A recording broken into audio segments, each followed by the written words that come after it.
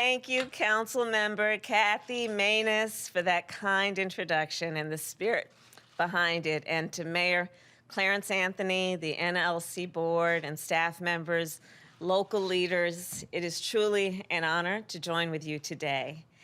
And of course, as Kathy said, we gather at the start of an important week for our country. Yes, we are honoring the women of our country and the world, but this is also a week for our country that could mark a real turning point in our fight against COVID-19. Last weekend, as you know, the House of Representatives passed our American Rescue Plan. It is a plan that will provide immediate relief to America's cities, towns, and villages, and directly to the American people. This past weekend, the Senate advanced this landmark legislation, and very soon, the President of the United States, Joe Biden, will sign the American Rescue Plan into law. So for a year now, we have faced this crisis of almost immeasurable proportions, impacting the health of our communities, the livelihood of our businesses, and the education of our children. Through it all, local leaders, you have been in the thick of it. You are the ones who get called when there aren't enough vaccine doses to go around. You are the ones fighting to make sure first responders can keep their jobs. You are working with teachers and parents to get schools reopened safely. You are working with small businesses to keep their doors open, and working at food distribution sites in what remains of your spare time. Being a local leader has always been a 24/7 job, and this year, I know, has tested the limits. And still, you keep getting up every morning and working to make things better. So on behalf of myself and President Biden, who I think you all know, both of us served as local leaders, we thank you, we thank you, we thank you. When the President and I were preparing to take office, we knew what you were up against. We knew we needed to be ready to go on day one. So we started working with you to put a plan in place to rescue our nation from this pandemic. I'm proud to report that we've made incredible progress. More than 80 million vaccines have now been administered. Last week, 18 million doses were sent to states, to pharmacies, and community health centers. Merck and Johnson & Johnson, competitors before now, are teaming up to speed up manufacturing, which means that we should have a full vaccine supply for adults by the end of May. And to get shots in arms more quickly, we've opened new vaccination centers in a number of places. In the place of my birth, Oakland, California, in Los Angeles, in Houston, in Dallas, in Arlington, Tampa, Orlando, Jacksonville, Brooklyn, Queens, and upstate New York. And one opened in Philadelphia last week. Others will open in Chicago and Greensboro this week. And another two are coming to Atlanta and Cleveland soon. So as you know, we've all been busy. And we're doing this, all of this, as I've mentioned, as we advance our American Rescue Plan. This plan is big, and it is bold, and it will help us beat this virus and build back our economy. With this plan, we will scale up our vaccination program, get relief to the small businesses that fill your main streets, and get your schools safely reopened. The bill provides targeted support for as many as 19,000 cities, towns, and villages. And we know many of you are dealing with budget shortfalls as revenues are down and, of course, expenses are up.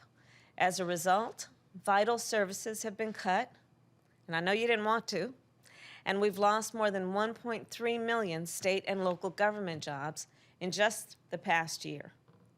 In the aftermath of the Great Recession, these kinds of cuts put a significant drag on our economic recovery. And guys, we can't let that happen again.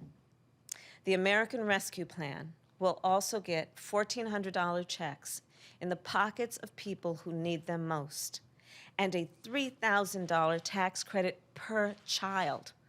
Think about it. This plan will actually lift 1 in 3 Black and Latino Americans who are living in poverty and lift them out of poverty. We will also lift half of America's children who are living in poverty out of poverty. I mean, just think about that. Half of the children in our country who are living in poverty won't be. So the American Rescue Plan, for that and so many other reasons, is, we are happy to say, incredibly popular. And the support for it is broad and it is bipartisan. 3 in 4 Americans support the bill. Democratic and Republican mayors and local leaders have endorsed it. And of course, so has the National League of Cities. And thank you for that. And think about it. 2 mayors, just most recently, a Republican from Miami and a Democrat from St. Petersburg, wrote an op-ed about why they support the plan. And they said in the op-ed, quote, "Our people need help." And as the president would say, help is on the way. Today, the American Rescue Plan is very close to becoming the law of the land. And now we need to help ensure that relief is distributed equitably. And that means we need to acknowledge, as so many of us do, we need to acknowledge the pandemic has made worse the fissures and the flaws and failures that already existed in our systems and in our structures. We've seen that race and place matter a lot in how well protected a person is from the virus or not. And race and place have played a role in access to services. So one way we're addressing this is with our COVID-19 Health Equity Task Force. This task force stemmed from a bill I introduced in the United States Senate to have a dedicated group of experts who report on the disparities that exist in the allocation of resources. The task force is required to make recommendations on how to solve for those problems. And local leaders are vital. You are vital to the solution. So today we have a big announcement, and we're actually making it right here with you because it will have a direct impact on the communities that you serve. Our administration will offer $250 million in grants for localities to partner with community organizations on health literacy. Our goal is to provide underserved communities with the information they need to stay safe and to get vaccinated. And remember, information and education, of course, saves lives. When folks have the information and the education, they have the tools that equip them to take care of themselves and their family.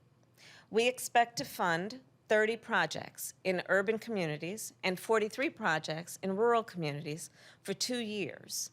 And I'm going to give you some information on how you can apply and get more, and that is to apply through April 20th at, and I'm going to give you a website, minorityhealth.hhs.gov, and we'll follow up and get it for you in writing.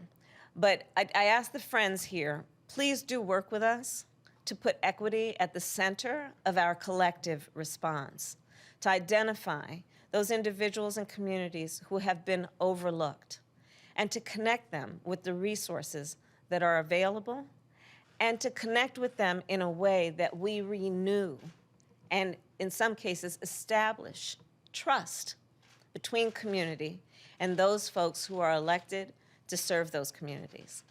And also, we've got a child tax credit coming that they can take advantage of. So please tell them about it.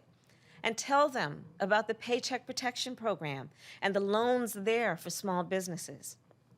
Please tell your folks about how to get vaccinated at pharmacies and community health centers and mobile units. And please continue to tell everyone you know to wear a mask. And this brings me to my final point. The American people will continue to look to you as much as they look to me or the president because of your tireless efforts, because they know they can rely on you. They will continue to look to you for answers and for action and for comfort and for hope. And I know it's not an easy job, but what you do, especially at this moment of crisis, couldn't be more important. So thank you again for all you do. I know it takes personal sacrifice and sleepless nights, but know that the President and I are working right alongside you. So may God bless you, and may God bless America. Thank you all.